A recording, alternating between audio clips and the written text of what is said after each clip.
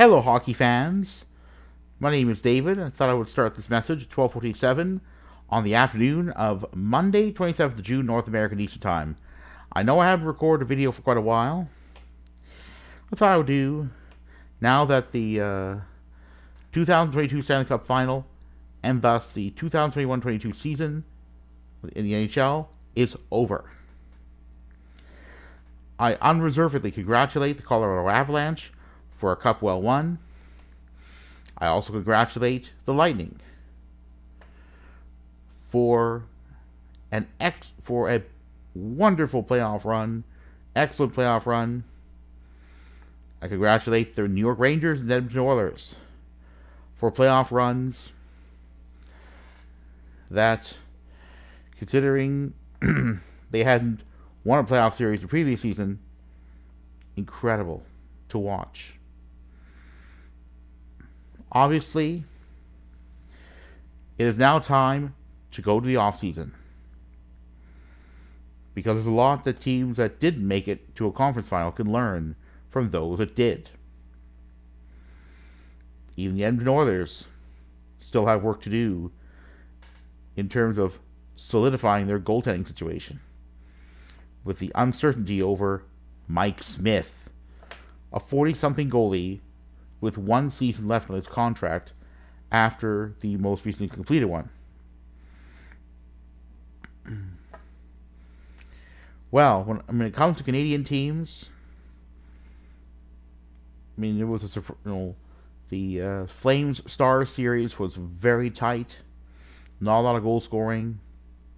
Jake Ottinger was very good, although ultimately not good enough to help propel the Stars to a playoff series win. That said, wow, Markstrom struggled quite a bit during the Battle of Alberta playoff series, but it was fun to watch. Lots of goals scored. Yeah. And each of the Oilers and Flames got to use their backup goalies. The Oilers' case, Mikko Koskinen now with a Swiss club, I believe HC Lugano. But then with the Oilers, and Dan Vladar, a Czech-born backup goalie who next season becomes a restricted free agent. Let's see what happens. But when it comes to the goaltending situation, Calgary is probably pretty solid for next season, for the upcoming season. Markstrom for the starter, Vladar as a backup. There's some changes they're going to undergo in the roster of the Flames because of free agents who do not end up signing with the team. Canucks have, in terms of next season, Thatcher Demko starter, and tentatively Spencer Martin as the main backup. So cover the Oilers and Flames. Not going to do the Winnipeg Jets. The Jets have Connor Hellebuyck as starter, main backup to be determined. Eric Comrie becomes an unrestricted free agent next month, unless re-signed by his current team. The Habs have for next season, kind of starter and backup, kind of a battle between Jake Allen and Sam Montembeault. Senators going with three goalies. Was it Mac Murray, Anton Forsberg, and I forget the other one. But yeah, it's going to be interesting in Ottawa. And now I'm going to go to the Leafs, and we have, Peter Mrazek and Eric Shalgren as de facto full-time NHLers. Joseph Wall and Joseph Wall with the Toronto Marlies, but under contract to the Leafs as well. It's going to be interesting what goes on in the city in Leafland, because Jack Campbell, the main goalie, since Freddie Anderson had gone down to injury in March of last year, is now has a contract that's up for renewal. And with negotiations having not gone well, who knows? Who knows how soon the Leafs will end up with a goalie who can help bail him out. Well, we'll see what happens, but The Leafs don't have unlimited cap room, and they have, 30, close to 35 million US dollars allocated to 3 of the $10 million men. Basically, Matthews, Marner, and Tavares. But we'll see what happens. Certain Leafs have unmet needs, and the window is closing for the Leafs to win a Stanley Cup. The Leafs should have been closer to a Stanley Cup than they have ended up going. And the incompetence is, shown again under, Kyle Dubas as general manager.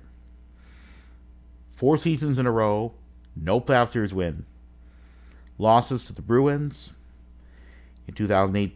When did Dubas come on board? Yeah, after 2018. So 2019 against the Bruins, 2020 against the Blue Jackets, 2021 against the Habs, and last month against the Lightning. I mean, the Leafs should have been ready to play any of those teams. Should have welcomed those challenges, but instead didn't come close enough to meeting them. I knew going into the Bolts Leafs 2022 playoff series to be skeptical that the Leafs could pull things off in the end. After the Leafs had gone up 1-0, 5-0 victory, I thought, this is good. But I'm not going to say that this series is over.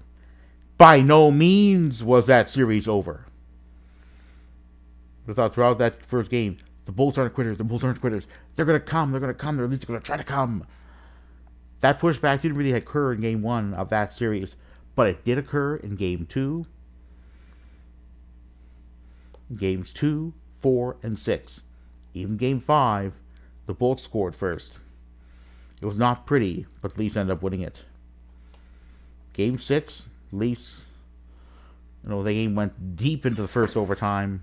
Deeper than I thought, but still not very good. Definitely there were some short overtime periods in the during the Oilers playoff run. It's going to just going to go to here. All right, so we're going to go to all right. 2021-22 Leafs season. Let's go to the Leafs. So let's go to the schedule and results. So for the postseason, basically this. So that was the overtime victory. So that's going to do. So that was the only overtime. And yeah, when games gone to overtime, the Leafs, it's been a gamble. So now what I'm going to do is going to go to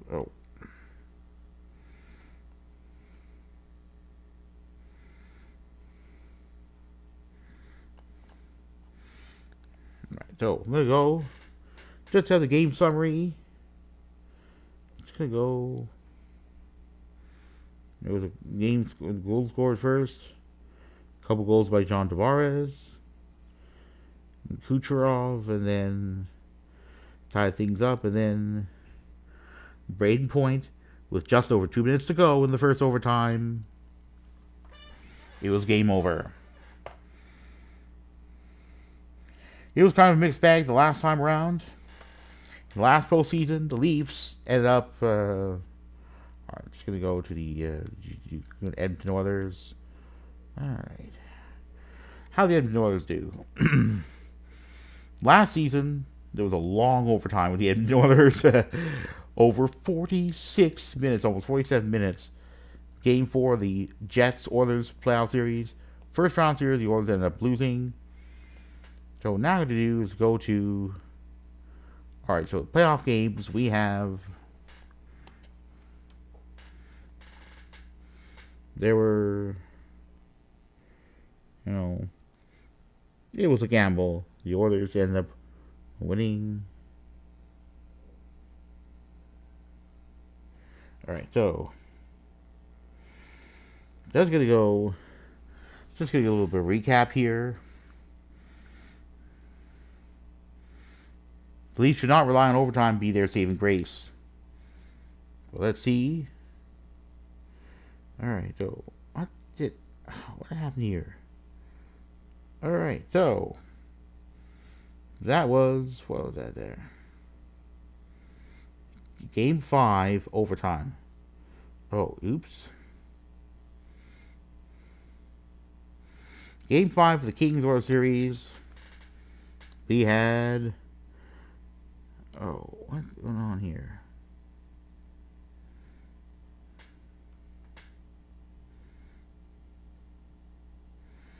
So with a bit over a minute in, it was over. So what about that Oilers win against the Flames? Game 5 went into overtime. Let's go to see how short or long that game was, how long that first overtime period was.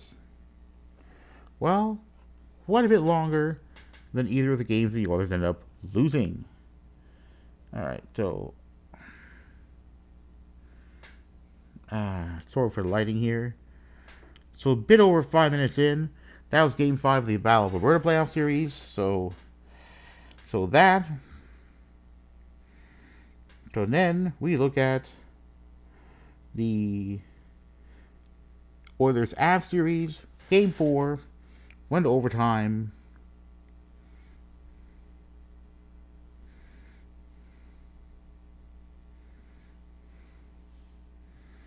And yeah, Lehkonen won in overtime.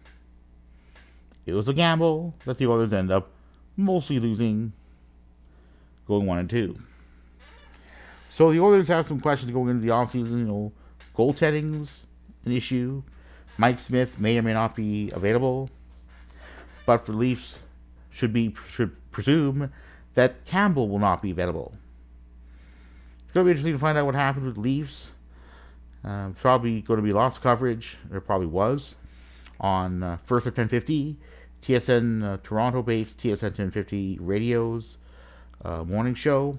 Probably is coverage on Leafs Lunch, the lunchtime show, and then also later this afternoon on Overdrive